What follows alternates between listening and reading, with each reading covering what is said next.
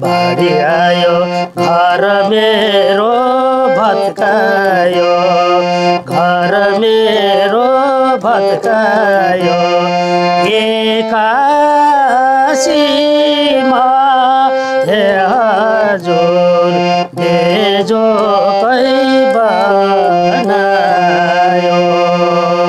यो लाइनमा कच्ची घर भनेको मेरो मात्रै थियो।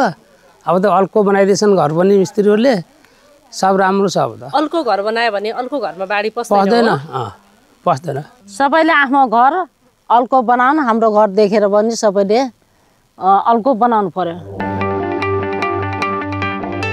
रेगुलर ठुलै पानी आयो, आउँदाखेरि यो घर चाहिँ पछाडिबाट दिवाल गएर पल्टियो। पल्टिनु त वर्ष पछि पानी आएको बेला ढलिरहेको थियो बाहिर पसेर। त्यतिखेर त शौचालय पनि टोयलेट भनौँ त्यो पनि भत्कियो। धेरै गाह्रो भयो।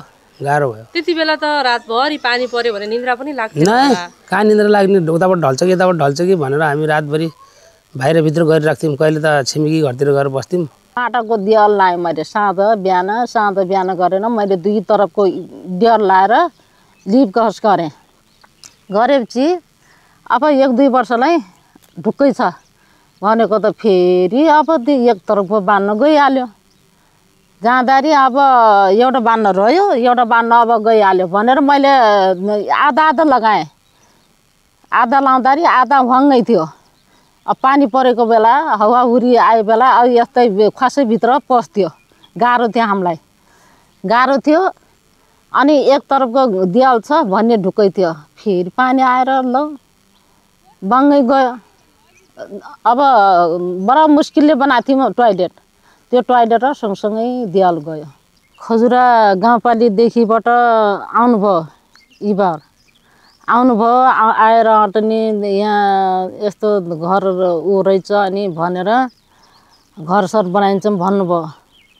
उहाँले घर बनाइदिनु भयो। होचो थियो, धेरै होचो थियो। अहिले अल्को बनाइदिनु भयो उहाँले। यो बस्तीमा मानखोलाको डुबान परिरहन्छ। यसर्थ यो ठाउँमा अधिकांश घरहरू चाहिँ अलि होचो ठाउँमा भएकाले बेला बखतमा चाहिँ भत्किरहने पानीको छालले गर्दाखेरि त्यस्तो अवस्था थियो। अहिले चाहिँ हामीले यो घरलाई अलि माथि उठाएर घर बनाएका छौँ।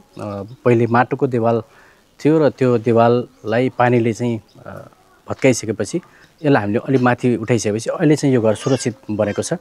अब यो घर जति उचाइमा बनेको छ यही लेभलको घरहरू चाहिँ अन्य छरछिमेकका घरहरू पनि बन्नुपर्छ। यदि त्यो नबन्दासम्म छरछिमेकका घरहरू पनि अझ सुरक्षित छन् जस्तो मलाई लाग्दैन। किनभने यो ठाउँ भनेको अलिकति पानी जम्ने ठाउँ हो र ती घरहरू पनि अझ अलि माथि उठाएर चाहिँ उहाँले बनाउनु पर्ने आवश्यकता देखिन्छ। अहिले हामी त रातभरि सुत्थेनौँ, देवाल खसेर चापिन्छ भनेर पहिला।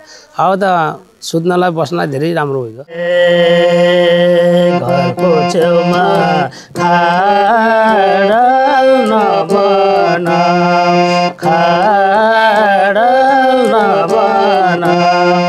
अल्को ठाउँमा हे हजुर सोचेर घर बना अल्को ठाउँमा हे हजुर सोचेर घर बना। मौसम जानकारी लिने बानीले रक्षा गर्छ सानो सावधानीले।